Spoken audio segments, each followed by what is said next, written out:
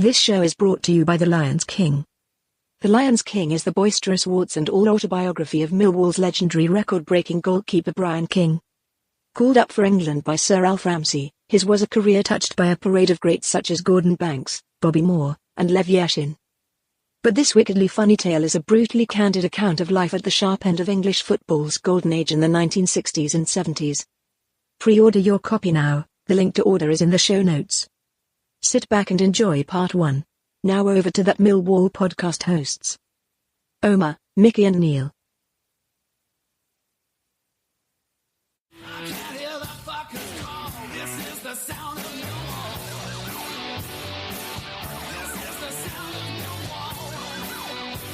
Welcome to a very special edition of That Mill podcast. Today we've got 3 all-time Millwall greats.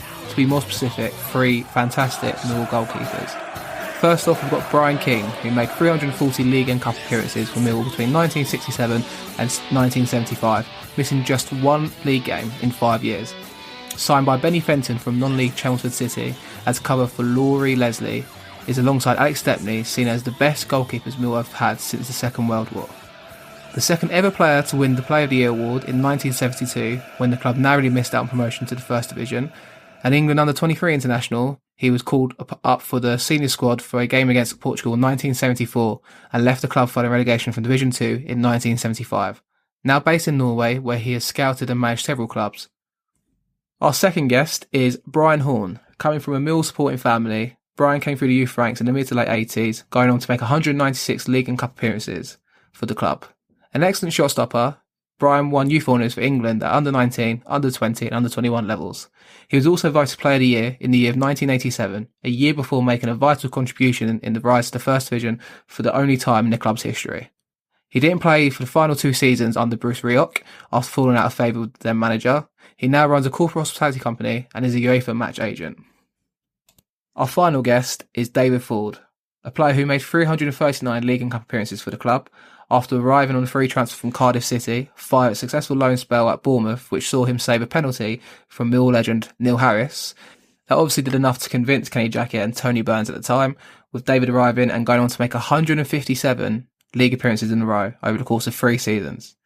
He established himself as Ireland's number 1, becoming the oldest player to play in a competitive game for the side when he took to the field against Sweden in March 2013. Forde was also voted Mill's Player of the Year by the fans in 2014, and ever present in the 2010 league playoff winning team. He also played in the 2013 FA Cup semi-final. He now runs a personal coaching and development company. Buckle in for 2 parts of a great show. Right, obviously all 3 of you came to Millwall. I'll start off with Kingy. How did your move to Millwall come about, and why Millwall? Great difficulty. A long way from where I lived. But I was playing for Chelmsford City in the Southern League, and just happened we played in a final at the Essex Professional Cup at the time against Southend. And we done all right. And I got word that there was a couple of clubs looking at me, and one of them was Millwall. And our captain on the day was Peter Shreves. And Shreves had a pal at Millwall called Kenny Jones. And he said, if you're going to go anywhere, come to Millwall, you might have a chance. So, dear old Benny, he called me up at home. And he said, how would you fancy going full-time as a pro? And I said, yeah, well interested. Anyway, the money he offered me was, at that time, supposedly good. In today's market, you can have a laugh over it. But I must admit, when he called me up and I said, well, you want to come and see me? How about Thursday? This was on the Tuesday. He said, oh, no. He said, I want to see you before then. I said, well, it's only Wednesday, isn't it? He said, no. He said, what about tonight? I said, well, where are you? He said, I'm at the end of the road in a phone box. So down he come. And we done the deal there and then. And that's how I joined Millwall. And I got my letter from Benny, who I was going to meet at Liverpool Street Station. That was Bobby Hunt. And he ain't the best person to meet anywhere, Bobby. Full of fun, taking the piss all the time. And we had a very enjoyable ride from Liverpool Street to Whitechapel to New Cross Gate. Wandered down to the Den the first time. and that was an experience all on its own. Because I think from reading your book, you'd had a trial at Swindon, had you, earlier in your career? Yeah, when I was 15, I went down there, but Ed was the manager. I was 14 actually. I went down there, and he told me I was too small.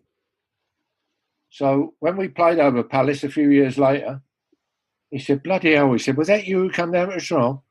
I said, "Yeah, I was about 5'9" then. I'm 6'3" now. And Bert said, "Well, good luck to you, son." I think we drew 2 each that day over there.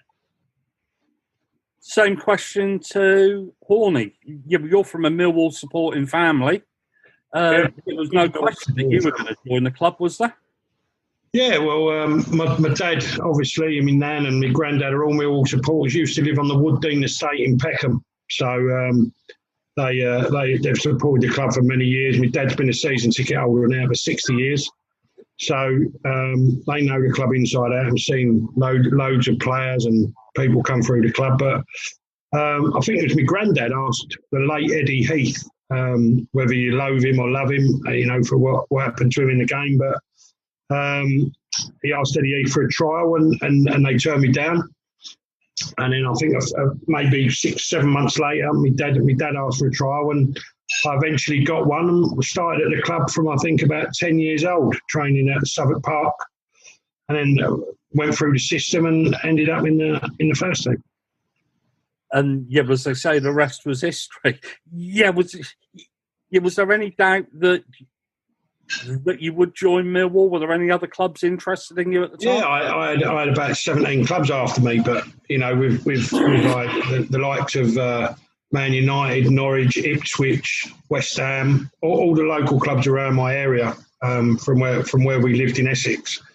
I had a lot of clubs that wanted to sign me, but there was, when my dad and nan and granddad, there was only going to be one club I was going to join, and thank God it was Millwall, and it turned out all right for me. Yeah, not a bad move, really, was it? All things. Dad said I couldn't live in the house if I went anywhere else, so I didn't have much options, really. And if we come on to Forde, you were a little bit later. But did you have an agent that brokered the move or anything like that? Did I have an agent? There was an agent involved at the time. But I think more or less how it did come about was I was on loan from Cardiff to Bournemouth, and they were really struggling at the time at the bottom of League One. They were going into liquidation and all that, and they'd managed to get an emergency loan goalkeeper in. So they searched high and low, and they couldn't get anyone in, so they managed to get me in eventually. So I went there and I played 11, 12 games, did really well, and we played Millwall, and they were struggling as well. I think Kenny had just come in, John Burleson had just taken over the club, and it was a big game kind of down the bottom of the league, and we beat them 1-0, and I saved the penalty from Chopper. So that was a kind of defining moment, and I think it was more or less Tony Burns when I went into the tunnel afterwards, and Tony being a huge servant. I think he was at the club 18 years now. I think he worked with you, Horne, did he? Yeah, he did, Burnsy. Yeah. Absolute. He's a great lad, lovely man. What a hero, an absolute boss man. And that was our first goalkeeping coach, by the way, Forde. Seriously, I didn't have a goalkeeping coach at the club. Kingy was my first goalkeeping coach. Wow, that's amazing. I never knew that. That was under George Graham. Yeah, George Graham. And then were you there with Mick then? Yeah. For a little while. Yeah, for a little while, yeah. So, yeah, Burnsy met me in the tunnel, shook me hand, and I think, he kind of planted the seed there that once I got a phone call in somewhere off Kenny Jacket, and Veronica Quinn, who's the head of catering down there still today, works closely alongside Horne at the moment. She's an absolute hero as well, an absolute lioness. And she gave me a call, and she was like, I think Kenny was along the lines of, well, how can we twist an Irish man? Well, we get an Irish woman, an Irish mammy to give him a shout, and we'll get him down to Millwall. So that's how it came about. Yeah, it was amazing. I have to say, Veronica is an absolute gem for that club. The amount of stuff she does behind the scenes and everything else, and most of it doesn't get recognised, and most of it doesn't get seen. But her and Colin are the absolute lifeblood of that club. Yeah, 100%. 100%. They've been there, what, 30-something years, haven't they? Yeah. They joined when I was here. Okay, yeah. There was Kingy, I don't know if you remember this fella, Harry Groves. Oh, Harry, yeah. Harry Groves. So he used to run the club before them two joined, the old Den. Yeah. He was an old chap. He must have been in his 70s or 80s then, Kingy, mustn't he? Well, he introduced the lottery, and he used to win every week. We couldn't work that out. Because if there's another little fella in the office called Dickie Richardson. If Harry didn't win, Dickie won. Dickie, yeah. And as you know, Harry was involved with some very heavy-duty people in the area during that spell. Slightly. And, when everybody went to jail, Harry didn't. So he's got the lottery again there, I think. Yeah, but they're brilliant, mate. Veronica is such a special lady, and Cess as well. Cess has been now this year, Dot. I think them three, as you say, do a brilliant job for the club, and long may it continue. Yeah, Steph's been there years, isn't it? I think I think he got 25 years as well, didn't he? I think it was 25 years or something not long ago. He was at the old Den as well. He probably had the last 5, maybe 10 years at the old Den, and then obviously he's moved over to the new place. And so they're great people, mate. Really nice people. Absolutely. I totally agree with you. I think they're great. But just quickly going back to, obviously, you mentioned Forde with the tunnel, and obviously you had an approach or whatnot in the tunnel as such. There was me and Omer done a family special. We were trying to get you on, but Michael said you were busy. But we got Mike, Gary Alexander, we got Alan Dunn, and we had Robbo on. And they turned around and they all turned around and said that you were one absolutely terrifying fella in the tunnel before the game. Was this something what you all did, or is this something unique to you that before going out that you, because obviously keepers are normally the biggest out of the team, were you ones started intimidating the players before you went out? We'll start out with you, Forde. Yeah, I definitely think so. I think that came from me from when I started in League of Ireland and when I was with Galway United, and we ended up playing a club called Cork City, and there was a guy called Declan Daly, and this guy was an absolute man now. And I remember I was only 19, 20 at the time, and I remember walking out just out in the tunnel, and I was 1-0, 2-0, 3-0 down in my head, just looking at the man. I was just thinking, this man's an absolute specimen here. He was just his presence alone, his 2 quads, where he had the biggest legs I've ever seen. And by God, was I terrified of him. And I thought, this guy comes in for a corner or a cross here, and I'm coming for a ball. There's only one winner, and that's him. So I quickly realised that, throughout the game and what can be actually done in the tunnel and what can be done before games. And I definitely thought, buying into that, coming into Millwall, and I often remember, friends coming to me and saying to me that they were outside the Den, and when teams arrived, and just the he said just to see the players, the opposition's faces with the welcome they got walking in the door at the Den and stuff, and he said they used to be absolutely terrified and frightened. So I thought, right, if we can use this to our advantage and anything like that, and I definitely thought it was because it was a hostile environment, I just totally embraced it and embellished it, and it was just a part of my nature that once it came to games and once it came to match day, I was just ready to step out into that space. I was just like, right, I'm ready to go to toe here. And outside the pitch, yeah, not a problem. We'll have a laugh and we'll have a drink and stuff. But once we cross that white line, it's a different ballgame. Yeah, because Mike said when he was writing the book, he used to make a point of standing at the back, and he said all you could hear was your Irish tones screaming out, telling players, take him, he's nothing. Look at him, he's shivering now, and all of this. He said it was just pure intimidation. I mean, King, go to Bryan King. I mean, who was that? You was that your role in the team, or was there another player what used to do intimidation in the tunnels, or was it completely different back then in your time? Totally different. I mean, you'd come in the ground, 5-3, the whistle would go, or the bell would go. Out you went. At 3 o'clock, you were kicking off. I mean, you had 4 or 5 shots. Somebody threw a ball at you, and away you went. But the intimidation was when you were walking through 150 coppers who were usually congregated in the room outside of both the dressing rooms. So, you always knew there was going to be a little bit of bother somewhere along the line there. Certainly from the crowd or whatever. But, no, we all, it's all that one. Come on, lads, let's get amongst it. Let's have a go here. But the teams used to run out singly then, you know what I mean? We didn't run out side by side. There's only a couple of games we've done that. And that was the time Norwich City went up that year when we missed out. And they had a technique where at 2:30 they had to go out on the grass and they had to do the stretches and the warm-up procedure, what dear old Ron Saunders put them through. But he weren't having none of that, Benny. No one's going on that grass until 5-3. So him and Ron Saunders had a right go in the tunnel, by the way. And he said, you set foot on that pitch. He said, any of your players set, I'm coming at you, Ron. He said, and I'll have you.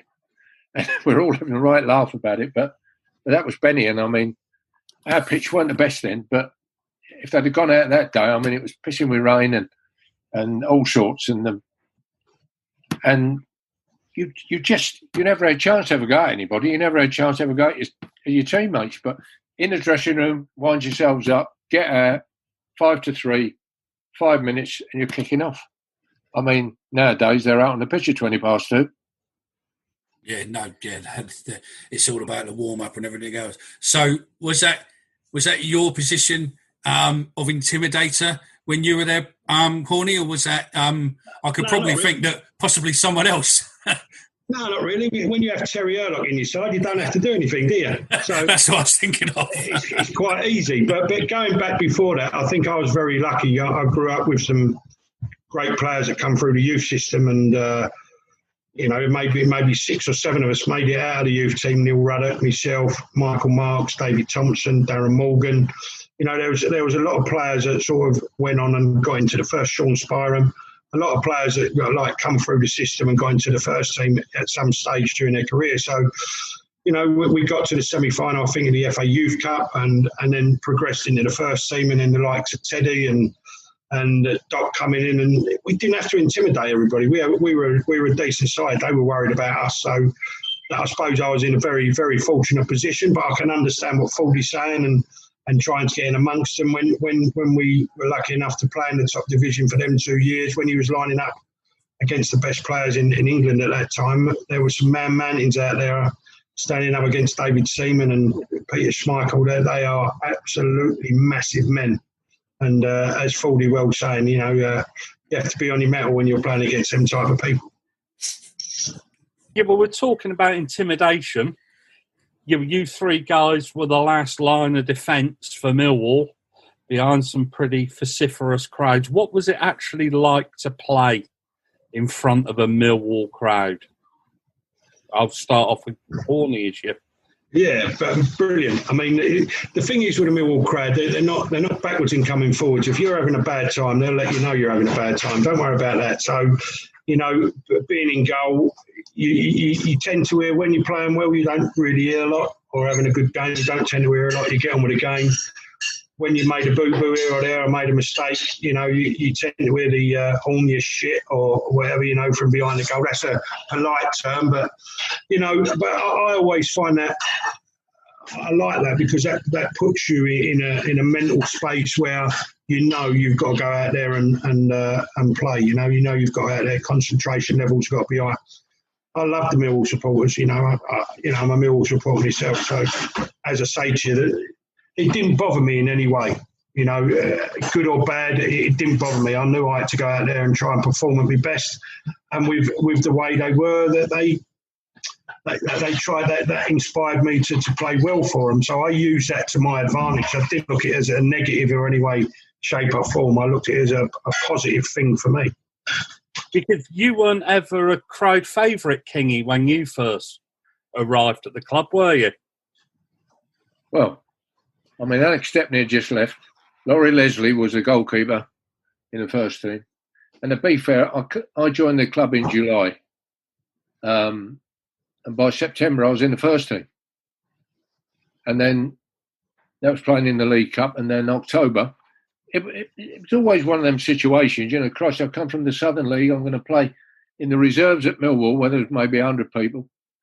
And then all of a sudden I'm playing against Blackpool, and there's 18, 19,000 there, and they were very critical if you made a mistake, because they had a great goalkeeper in Alex Stepney, and Lawrie Leslie was maybe the bravest goalkeeper I've ever seen. And it was a great teacher of goalkeepers. But it was something you had to come through, and I did. And it either makes you or breaks you. And if I want to sit and suck my thumb and what's the name in the corner, then fine. But I thought, sod it, I'll show them that I can play. And I mean, I went down there when I was 60 years of age, and I hadn't been at the Den for 40 years. And when 16,000 people can stand up and say you weren't a bad goalkeeper, I mean, I must have done something right. Yeah, because Forde, you'd actually had a spell at a certain club in East London, and then you came to Millwall. How did you find the Millwall crowd were receptive to you? Yeah, I think very much on what both lines of what the Horne and Kingy has said. Like Kingy said, you push through it and you crack on through it. For me, it was slightly different because everything that kind of came to my career came late to me. I was always a late developer. So I put myself under a lot of pressure. I come to the club at 28 years of age, and it was really my first opportunity, my first chance to establish myself as a number one at 28. So there was a lot of question marks over, can I perform at number one level at Millwall or any other club in the UK? So that was the pressure I had on myself. I knew coming to the club, it was just made for me. It was just ripe. I thought, wow, new chairman came in. Kenny had plans on getting promoted. I had aspirations of playing for Ireland, and I just thought, wow, what a great opportunity this is. I always felt Millwall were a minimum championship club, and that League One wasn't a fair representation. But once I went there, it was definitely a huge challenge for me. I didn't actually fully understand the culture of the club, and only through working with Tony Burns closely, who knows the club inside out, he was a game changer. And like that, the relationship I built with the lads like that, the likes of Chopper, Dunny, Gary Alexander, Robbo, Tony Craig, all those lads that have a real connection and a real association to the culture, and they just get the club inside out. So I just thought, right, this is what I need to do. This is how I need to be. And then I just started to kind of get into it more and more and more. And like what Horne says, you just get that bit more comfortable with it, and then you start to really enjoy it. And then once that sense of enjoyment came, it was, I just loved it. I just loved playing every week in front of the fans, and then getting those wins. And whether it was at the Den or the away games, it was such a high. It was euphoric, it was like a shot in the arm. It was amazing. Yeah, was it quite safe to say that once a Millwall crowd appreciates you, they really appreciate you? Yeah, 100%. And it's there's no real middle ground. It's either one way or the other. They're either not going to embrace you at all, or they're just going to absolutely love you and adore you. And it's quite a simple, it's quite a simple recipe. I always felt anyhow with Millwall. Once you give 100%, if you wore your heart in the sleeve and you gave it absolutely everything, they totally get that. I remember, Horne, you might have been at that game on the Tuesday night when we got beat to Birmingham. Was it 6-1 or? Yeah. And Zigic played, and we got reduced down to 8 men. We had 3 sendings off, and we got absolutely thanked. But everybody ran, and we got clapped off. I've never seen it before in my life. It was amazing. Even though when I think about it sends a shiver up my spine. It was phenomenal. Yeah. And that just summed the club up for me beautifully. Yeah, but I don't think you have to be the most skillful player to have ever played the game. Yeah, to be appreciated by Millwall crowd. But if they can see you putting in the effort, and they can see you trying, that goes hell of a long way down there. It's a working man's club, isn't it? It's a club where the supporters go out to work Monday to Friday. They have to, they supposedly work hard and give their all during the week. So when they pay their money to come and watch us play, that's only what they expect back from us. And if they don't get it, they're entitled to their words on the terraces and what they do. And that's basically Millwall in a nutshell. As long as you give your all, whatever player it is, whatever culture, wherever you're from, if you give your all, then you're going to get the respect back from the crowd.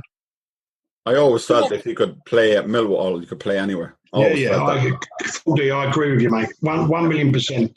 It's a great ground to learn your career. If you're a young boy, Alex Ray coming down from Falkirk and getting in the first team young, and he went on to have a brilliant career. It's Harry Kane coming down, learning his career at the Den as well. Then Chris Woods now at Burnley, them type of players that have come down and played in front of a Millwall crowd. I think it's a great club to be at and learn your trade. Fantastic.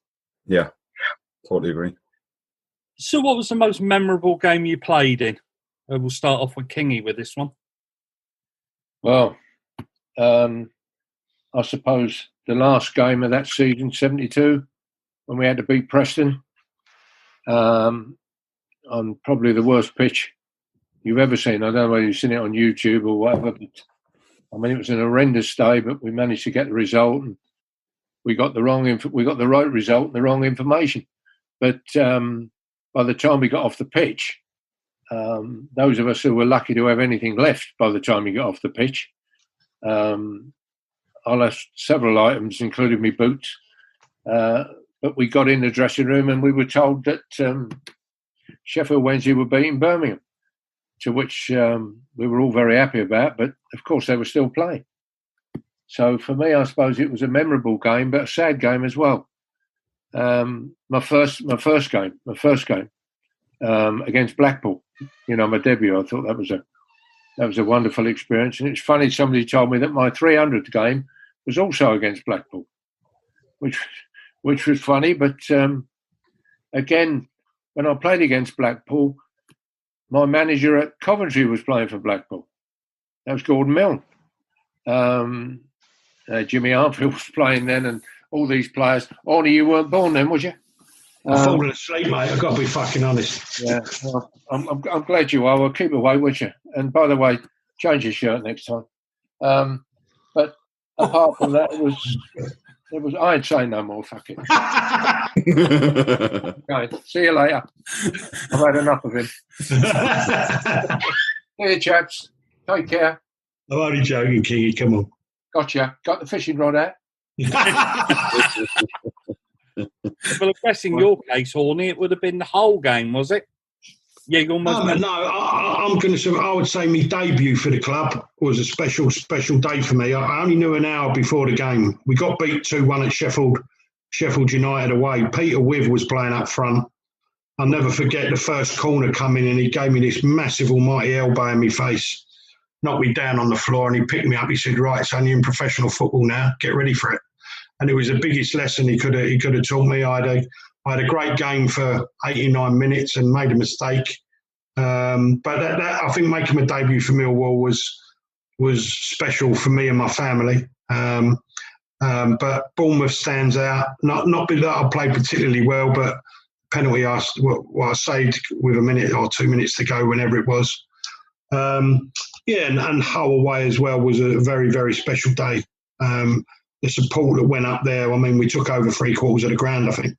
But the support that went up there that day, and just getting promoted, and what it meant to so many people that had been Millwall supporters for so many years was just a special day. I mean, Kingy come very, very close to it, and Forde did too. But it was just a very, very special day. Very special day. And of course, although Aston Villa were in the same league as us that year, the first game in the top flight against Aston Villa, there's loads of firsts for me. I can't put my finger on my best game, but I played in a very good side and was very lucky.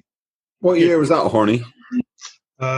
86 to 92, mate. I was there. So we got promoted 87, then it was 88, 89, 90, 91 in the top flight, and then we got relegated. Bruce Rioch come in then. He was an absolute egg. From having a manager that gave all the players so much respect, never fined Jay. If he did, it was 10 Hamlet or something like that, because he smoked an Hamlet. From when Bruce Rioch come into the club, the first thing he said was, if you come in a tracksuit, 10% of your wages. If you come in unshaven, 10% of your wages. Within 20 seconds of him saying unshaven, Terry Earlock stood up and said, "Put me on the list," and he was off to Rangers. So, I mean, it was. He tried to rule by fear, Bruce, and unfortunately, it didn't work. He did bring in some good players. I'm not going to say he didn't. As I say, Alex Ray was one of them, but it was a shame that the squad that we had there, went very quickly. That was it. And then Mick come in 92, maybe, end of 92, Christmas 92, somewhere around there. Nice. So, yeah. Yeah, what about you, Forde? What's your favourite game in the Millwall shirt? I always struggle with this question, and I'm sure the lads do as well. Like, it's just 1,000,001 games just start flowing through your head, and then people say, "What about that game?" And you actually forget some games or whatever else. But I definitely think getting promotion at Wembley was absolutely a special occasion. Considering the year before we got beat. Considering the position we were actually in, and that's that shirt there. That's the one I have on the wall there, and that's just as a reminder. And something fundamentally changed in me after losing that final. You know, a serious determination and a serious grit came into how I started to prepare for games and stuff like that. Like, it just changed my whole mentality. That loss, but definitely winning to have 55,000 Millwall fans at where I think it's probably the largest team. It's like, it was unbelievable. Just half the stadium. It was like the Coliseum or the Gladiator, you know. And you just walked out onto the stadium and just seen that blue and white, and you know, to win afterwards, and just to see the fans and the drive, just even the drive up into Wembley Way was amazing, and just to see just oceans of blue and white and the fans just absolutely living for it. So that was a truly special day, and especially for Robbo to score as well, like, you know, the skipper. And us to win 1-0, it was a great time, a great day. Yeah. It could have been much more different to the season before, really, could it? Where the sun was shining, the goals were flowing, and the year afterwards it was a miserable game.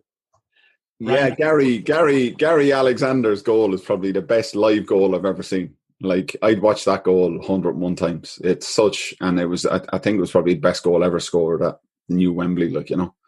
And he could have had a hat-trick that day.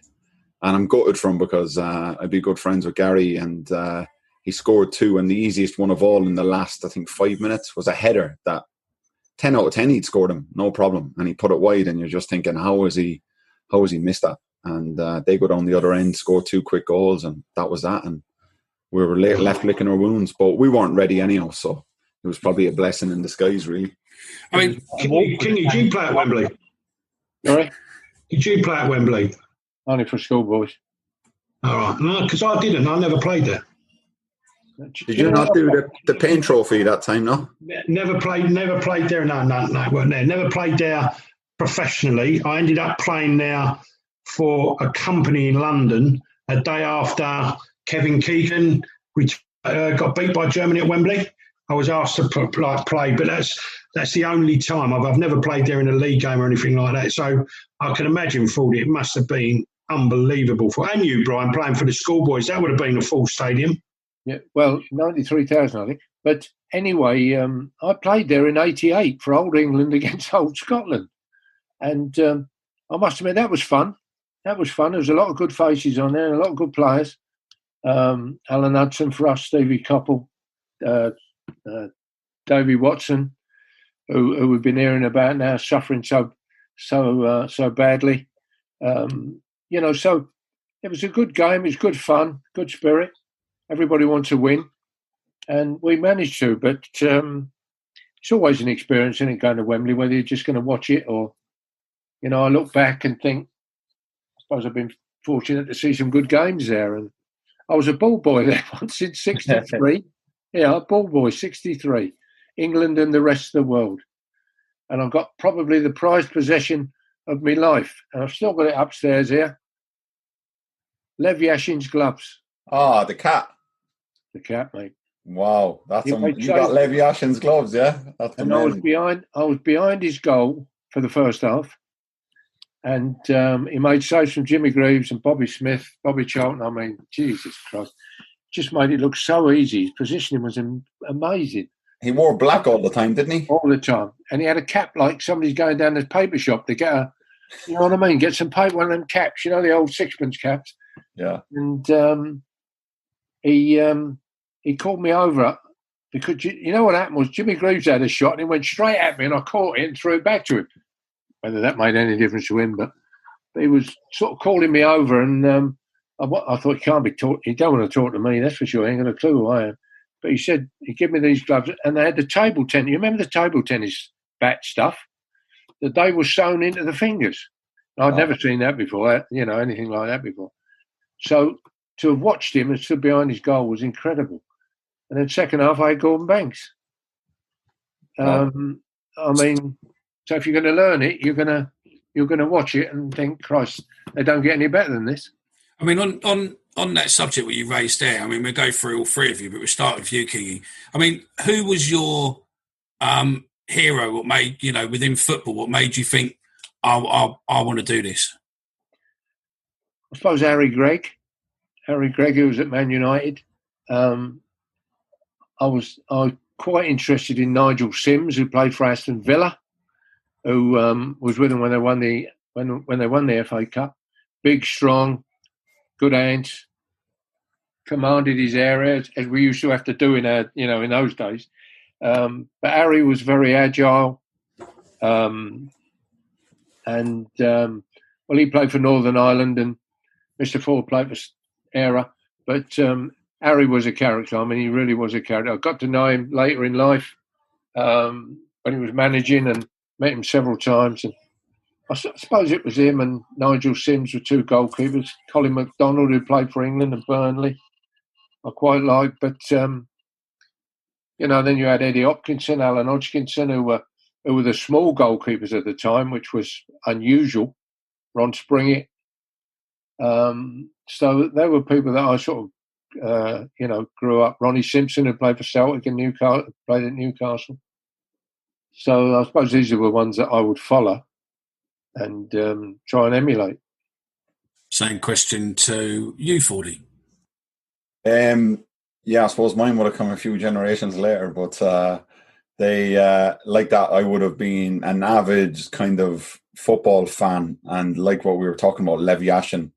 I would have loved Levi Ashen and reading the stories about Levi Ashen and the great keepers like Gordon Banks going back in the day. And I think for me personally, it probably is the greatest save I've ever seen. Anyhow, was Gordon Banks' save at the World Cup. I don't know what Horne and Kingy think, but it was amazing just to watch that. And I just loved the whole art of goalkeeping. I just loved goalkeeping. I loved everything about it. And for me, growing up, I think I was a massive Liverpool fan, and I was just watching ITV4 last night, and they had the '89 Arsenal Liverpool game where they had to win 2 goals and Michael Thomas scored last minute, and you're just thinking, especially with the back pass rule, you're just thinking, just give it back to Grobler. He just keep picking it up. Just keep it back to him, run across the box. You're thinking, but they were going for it and they got beat.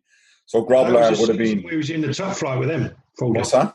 Yeah, that was the season that we were there. And that's what I was going to ask you. That's what I was going to ask you. As I was saying, we're watching the game last night and stuff, because the Anfield reminded me a bit like the old Den, or the Cold Blow Lane end. So there was a lot of similarities. And there were some great keepers in that genre, like in the old school days, Steve Ogrizovic, Nigel Spinks. I was a big fan of Spinks. My brother was a Villa fan.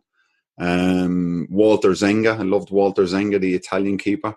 And then I suppose primarily one of the biggest kind of influences on my career was being a Liverpool fan, and was David James. And I would have admired David James, even though I wasn't a big fan of Man United, but I admired Peter Schmeichel and stuff as well. Like, just what he did for goalkeeping and what he did in terms of, transcending goalkeeping full stop. Like, so yeah, there was so many things there. And like what Kingy said, you take a little piece from all the little goalkeepers and you make it your own. You make your own style, and you make your own unique way of how you play and how you see goalkeeping and how it should be operated. So yeah, it was amazing. I mean, you think it just brings you back to that youthful time with those memories, and it makes you reminisce as a young kid when you had your Panini stickers and you were always looking out for the goalkeeper first.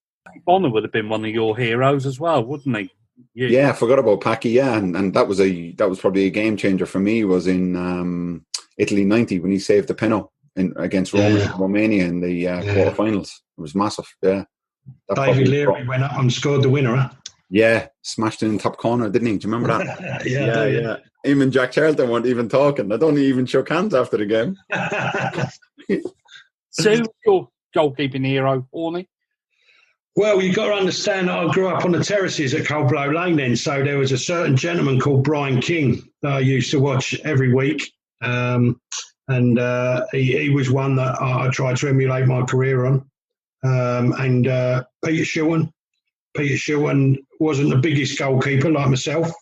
And I read a few books of his, and how he used to try and make himself bigger, hanging on the banisters every day and on the stairs and different bits and pieces. Budgie, not because he was a top goalkeeper, John Burridge, but he was just off his head. Don't know if you've actually read. Have you ever heard the story about him in the orange? Yeah, where his missus has got to throw it across my front room. Yeah. And he goes to sleep with his gloves on and a ball in bed. Like, he's absolutely off his trolley. I saw him probably 2 years ago in Dubai, and he's still playing at 67, still chucking himself around, 7-a-side, still off his head. But like he was someone that I think at the time just epitomises the goalkeepers. But Bryan, my dad, used to say to me, watch him. He's a good goalkeeper, and and I can remember a lot of goalkeepers: Peter Gleasure, Paul Sanson. Then we had who else did we have coming in there? We had Ray Goddard, John Jackson. All them goalkeepers that come through from Millwall that I watched on the terraces. Peter Wells, early doors. So you can imagine when we played Derby County at the time where Shilton was, and I walked out side by side for him. I think it was our third or fourth game at home. It was amazing for me to be playing against someone that I'd looked up to as a youngster and as a kid, and now I was playing against him. It was amazing. But as Forde and Kingy said, goalkeeping is a real special position, and it takes some crazy people to play there. But you'll tend to find that we're all characters, and we love the game. We love what we do. It's an art, and we will dive in the rain and pouring rain. We'll be out much longer than everybody else working and making sure we're right for Saturday. But I must say, just on a different subject, that's what's gone out of the game for me from when Forde and them type of people. There's no characters left in, I don't think, Forde might agree with me, but them type of characters that are on the pitch now or whatever, there's not many of them left. And I think it's a real shame because, that's what made football for me, the different characters on the pitch, the intimidation, as Forde's just said, the starting in the tunnel, the Vieiras, the Keanes, and all that type of thing, the Battles, the Adams, all the great players, and the Kitcheners at Millwall, the Terry Erlocks, them great players that have come through, and there's not many of them left, and it's a real shame. I mean, you're talking about characters. Obviously, you all played with some great characters and whatnot.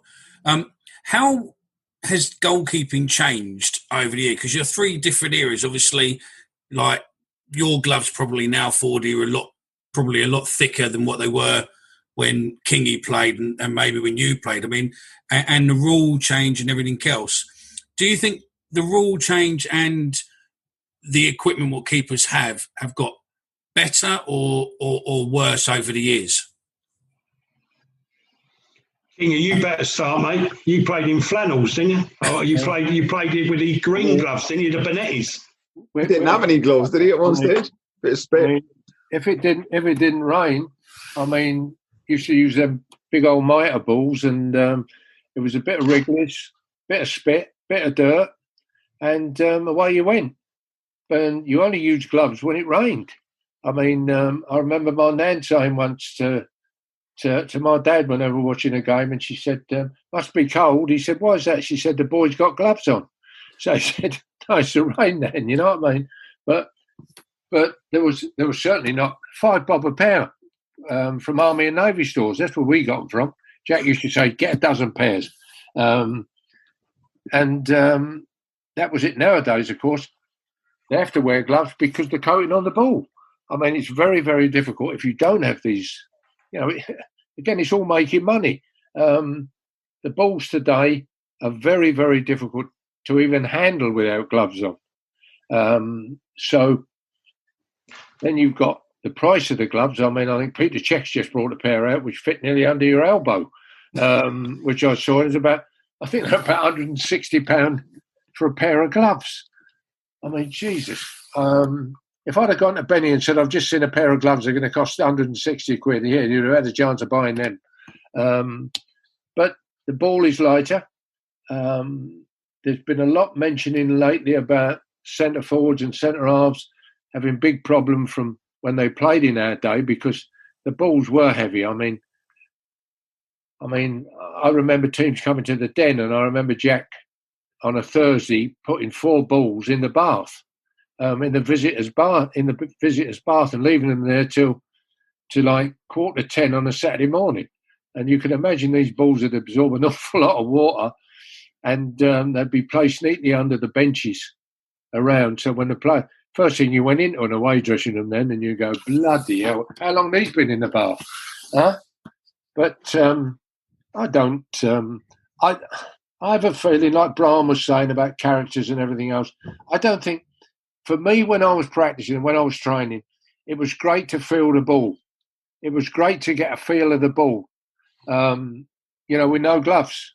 It sting, it hurt you, whatever, but you just got on with it. Today, I mean, you don't see a goalkeeper without gloves today. It's as simple as that. And in our day, we only wore them when it was wet. And as Horne said, I had a pair of Peter Bonettis, the prototype pair. We were all sent a pair of Peter Bonettis. I played at Carlisle.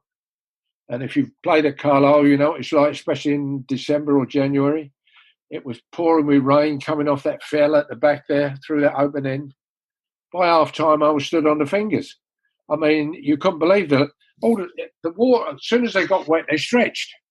And I was literally, the fingers were 2.5 foot long. And by the way, that's true and all, by the way. I'm laughing because it's true. I nearly fell arse over head when I was coming off the pitch because they were hanging down on the floor. Turn the arse out of that. I mean, that was a revolution. We had Peter Shilton's white goalkeeper jumper that we were all sent to try. Can you imagine wearing white goalkeeper jumper down the old Den? Come on now. You've only got to make a ricket and it's good night, isn't it? In white. No, I don't. I don't know whether I want to play now, to be honest. I'd want to play because of the money, but nothing else. None of them would be your mates. What's your view on your gloves and the balls when you played them, Horne? I think when I first started out, I was the same as Brian. I used to just use my hands when we used to go to training. But obviously, the balls changed to a mitre. I don't know if you remember we had the Tango. Was it the Tangos first or the mitres? Tangos. Yeah, I think so. And they were just a different style of ball. And your hands, when the ball was wet, as Kingy said, you couldn't get a grip on them. So I was sponsored. I got sponsored by Sondico. And I used to like gloves tight fitting. I don't know what you like, Forde, but so your fingers were really tight in the gloves so you could still feel the ball when you was catching them.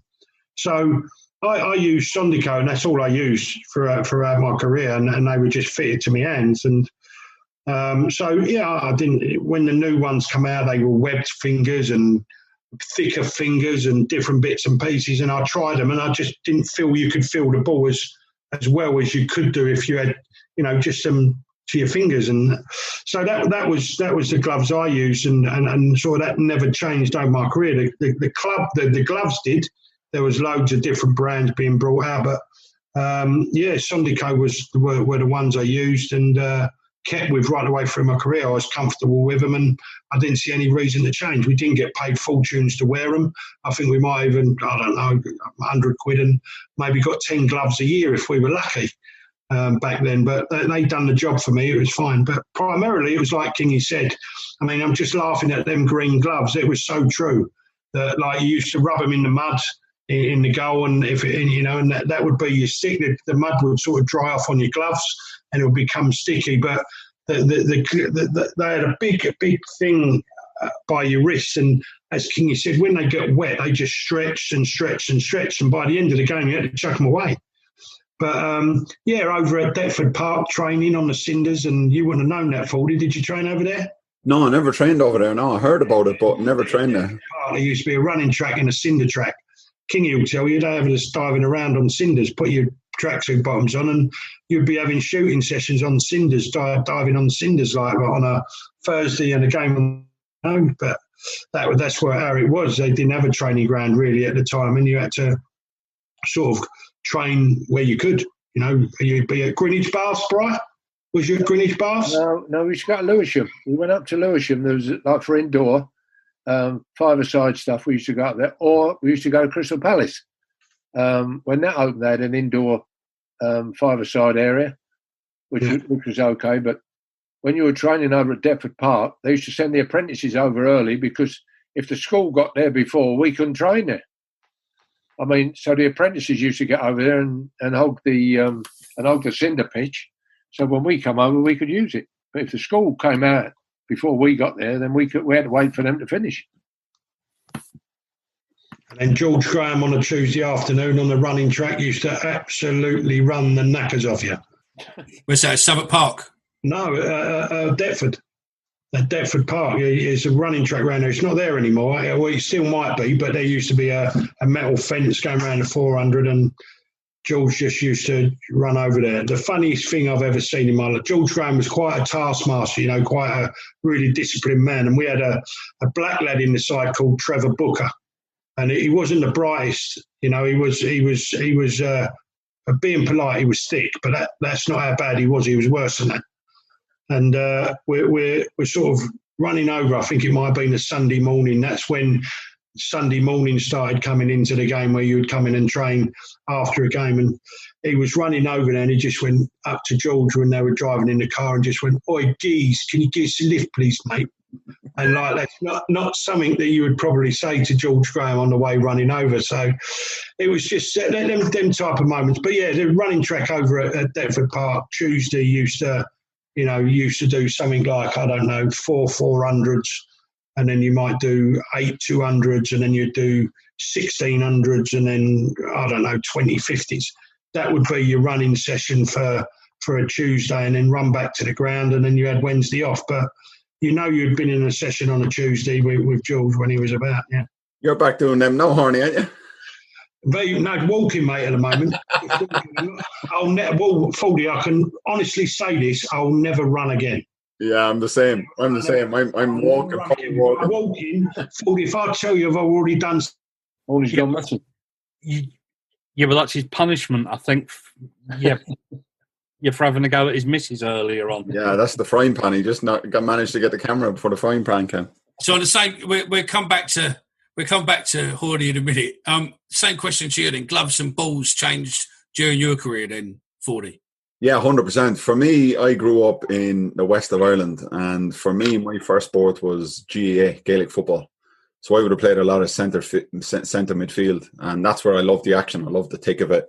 And it was great for goalkeeping, and I often thought it'd be such a great concept for young goalkeepers in the UK, professional goalkeepers, to go and trial and train in GAA circumstances just for the hand-eye coordination, going for high balls in front of, big clusters of people all using their hands. They can punch it, they can grab it.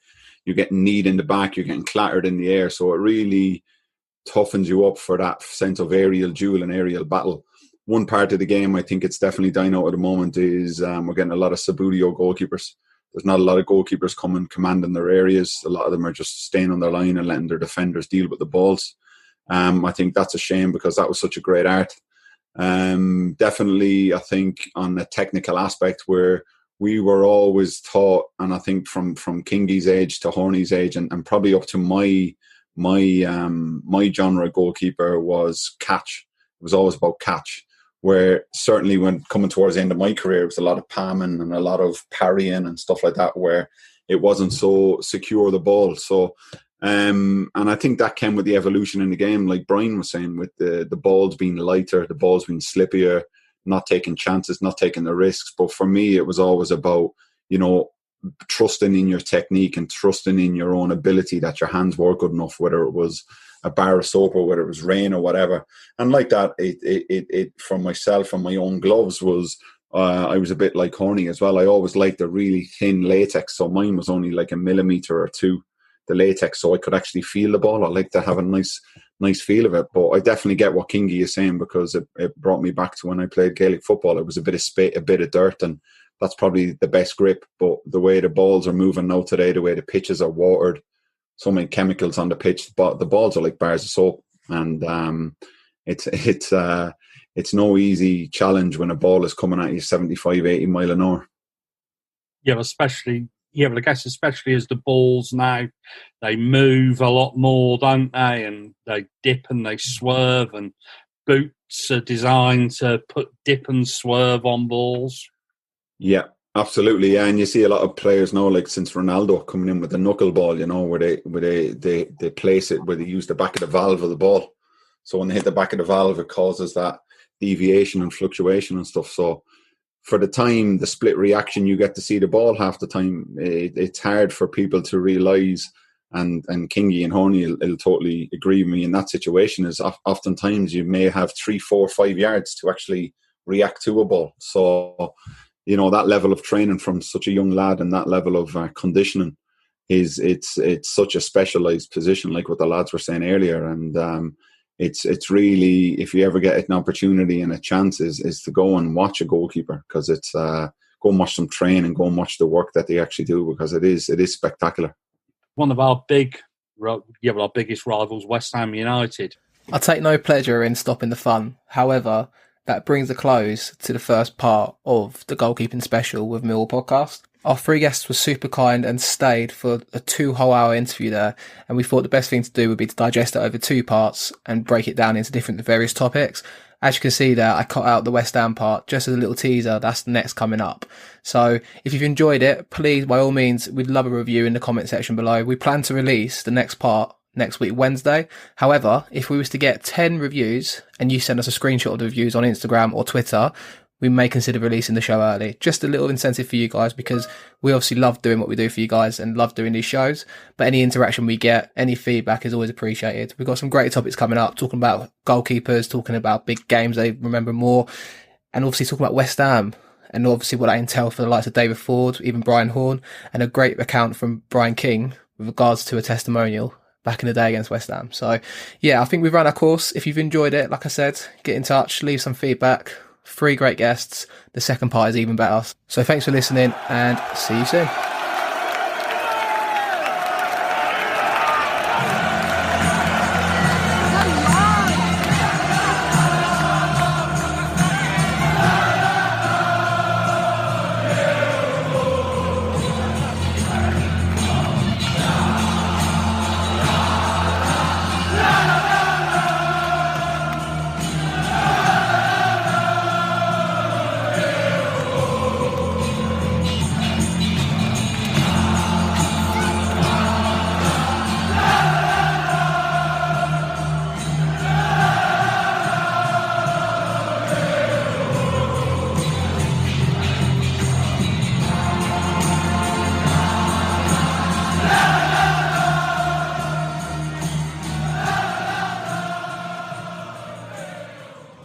This show was brought to you by The Lion's King.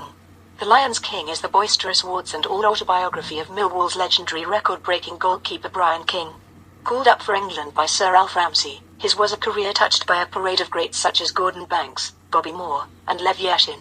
But this wickedly funny tale is a brutally candid account of life at the sharp end of English football's golden age in the 1960s and 70s. Pre-order your copy now. The link to order is in the show notes.